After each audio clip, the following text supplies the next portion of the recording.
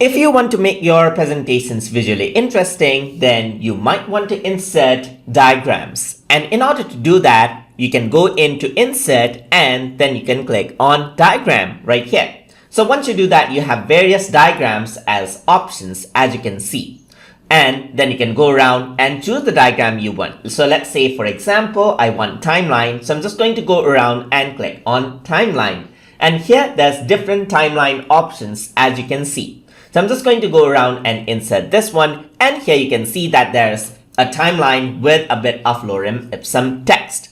So over here, let's say I want the timeline, I can add in my own date. So these are simply text boxes with a bit of shapes. So what I can do is I can go around and type in, let's say, for example, 2019 right here, and this is going to be 2020 right here, and this is going to be 2021 and 2022, just like this. And here I can go around. Let's say, for example, I'm planning right here. I'm planning and I am, let's say, for example, developing right here, just like this. And over here, let's say, for example, in 2021, I'm executing right here. And then I'm going to go around into 2022 and I'm finalizing right here. So I'm just going to go around to 2022 and finalizing, just like this. Let's say, for example, and there's an extra bit of text right here, so I can just go around and delete these out as well. Like I said, these are just simply text boxes, so I can go around and then simply erase them out, and you got the design that you want.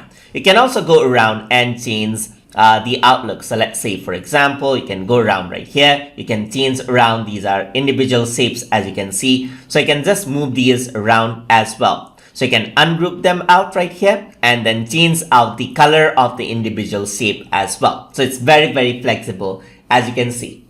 And that is how you can insert and work with diagrams. So let's say, for example, you want to insert more diagrams. I'm just going to go around and insert a blank slide. And over here, you can go back. You can go around into, let's say, for example, a grid. You can change the level of the grid right here. You can see that you can increase it out, and you can even change the color right ahead from here and then insert this out. And you can see that it looks very beautiful right from the get-go.